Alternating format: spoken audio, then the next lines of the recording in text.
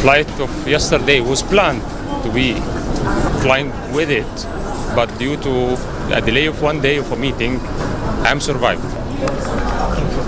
So, thanks God.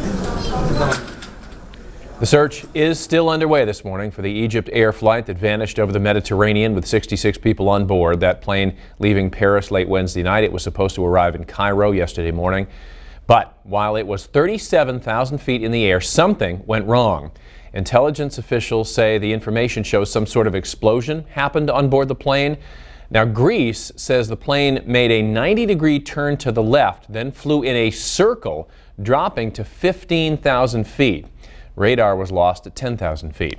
U.S. and French intelligence agencies are comparing names on the passenger list to known terrorist watch lists. We have seen a desire on the part of extremists around the world, including some extremists in the Middle East, to carry out attacks targeting the international aviation system. You don't need a lot of explosive if the airline is at full altitude. If you can compromise a structure that high up, you can force the plane to break up.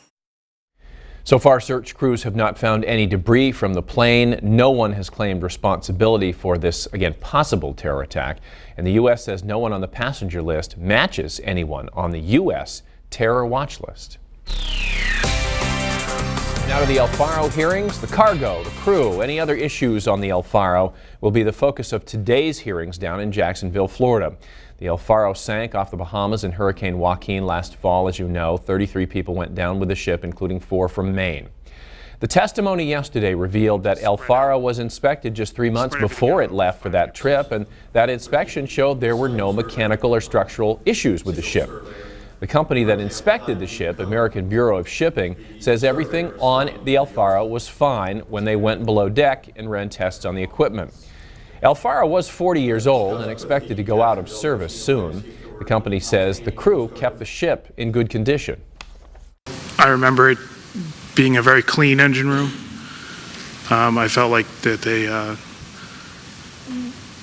the engineers took pride in their engine room. It was quite clean, and that when you go into a ship and an engine room is very clean, that is kind of an indication of how they're treating it. It's thorough, but I have not seen anything where they have wasted their time. They're really, I think, doing a good job setting people with good knowledge and exploring it deeply. Now, earlier this week, a couple of former captains of the El Faro testified. We also learned that the captain was getting old weather information, and that may have caused him to sail right into the teeth of the hurricane. The testimony again continues later this morning. Other news we're following: the parents of a man who went missing 17 years ago are increasing the reward for information that helps solve the mystery of his disappearance. Our media partners at the Press Herald report the parents of Angel Torres will increase the reward from $10,000 up to $15,000 today. Tomorrow is the anniversary of the day Torres disappeared back in 1999. Maine State Police will also give an update in that case today. State Police say they consider it a missing persons case, but they do suspect foul play. Nobody has ever been arrested. Nobody's ever been charged.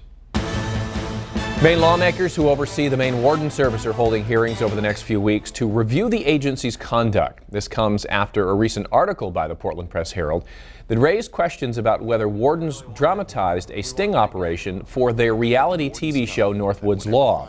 The wardens are also being reviewed over drinking on the job and giving alcohol to people before urging them to commit crimes. The Warden Service has criticized the articles and defended the warden's conduct. The Senate says that since the legislature is out of session right now, it has to get a written request for the hearing from the Inland Fisheries and Wildlife Committee.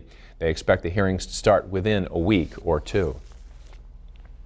Police in Portsmouth are investigating this case of vandalism to see if it's linked to controversy over high school graduation gowns. This happened on Ulrich Road either late Wednesday or early Thursday. Beth Ritchie says her home was egged and spray painted with several phrases, including that one you see there. It's now all been painted over. Now, Ritchie's a graduate of Portsmouth High School, where her son is now a senior. Ritchie has spoken out against the school deciding on unisex gowns instead of having maroon for boys and white for girls. Police are looking into the vandalism and seeing if it's related to that. I think it's kind of embarrassing for Portsmouth just to see how they respond to such an issue and not really dealing with it in a peaceful manner. I think there's more productive ways to get your message out, especially if you have an opinion that you don't agree with somebody else. Nobody's been charged in this. If you have any information, you are asked to call the Portsmouth Police Department. Police have arrested a man they say broke into several homes in Berwick and then used their showers, ate their food out of the fridge, and stole some things. Police have arrested Todd LeGrand of Dover, New Hampshire. He faces burglary and theft charges. A woman came home yesterday, she said, to find him inside her home. She left and dialed 911. LeGrand ran off, but police ran after him and caught him. Police say LeGrand forced his way into another apartment where he took a shower, drank some beer, stole money, and also released some horses from a nearby barn. Now to a 60-second check of some other headlines this morning around the nation and the world. A $1 billion plan to combat the Zika virus has cleared the Senate with bipartisan support.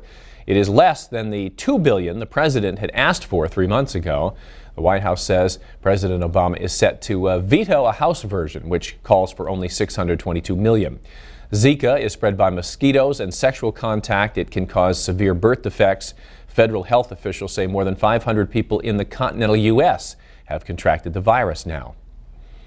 As airport security lines get longer, the finger pointing over blame continues to grow. The nation's leading airlines, already feuding with the Transportation Security Administration, the TSA, are now taking on Congress. The trade group Airlines for America says Congress should reverse a decision that diverted $12 billion in passenger security fees to reducing the federal budget deficit. The airlines want that money to pay for airport security screening. Meantime, the Homeland Security Secretary has joined a handful of senators in asking airlines to waive fees on checked bags to try and move things along. And the travel industry is gearing up for a very busy summer season. Travel agency AAA is predicting 38 million people will travel on Memorial Day weekend, the most since 2005. Choice Hotels and Enterprise Rent-A-Car say they're both seeing a big spike in reservations. Analysts credit improvements in the economy and the cheaper price of fuel, though it has been going back up a little bit. Back to local news, Maine's population isn't growing much, and cities are trying to do something about that. New estimates from the Census Bureau show Maine's population in 2015 was just a little bit more than 1.3 million. In 5 years, that number grew by less than 0.1%. There was some speculation that there might be population growth, but mostly it was the southern part of the state. Wyndham's population, for example, did grow by about 5% over the past 5 years, but Augusta's fell by about 3%. Bangor lost 2% of its population over the past 5 years. City officials say it's because of an aging population and people moving to the burbs. They're less concerned about the number of people leaving than the age of the people moving in. They're trying to attract more young people who want to live downtown. You are seeing the population shift from all of northern Maine to southern Maine and coastal Maine. So that's something we've been dealing with for decades. Everything seems to be moving south and coastal. The 60, 70, 80 cohorts are increasing every year, and the 20 and 30 cohorts are much smaller than they used to be. And so for us, it's not so much about the net number of people that we've lost or gained. It's more about there are shifts within the demographics. And this population decline has been really sharp in rural parts of northern and eastern Maine. 4:42, we'll take a break. Todd's beautiful forecast when we come back.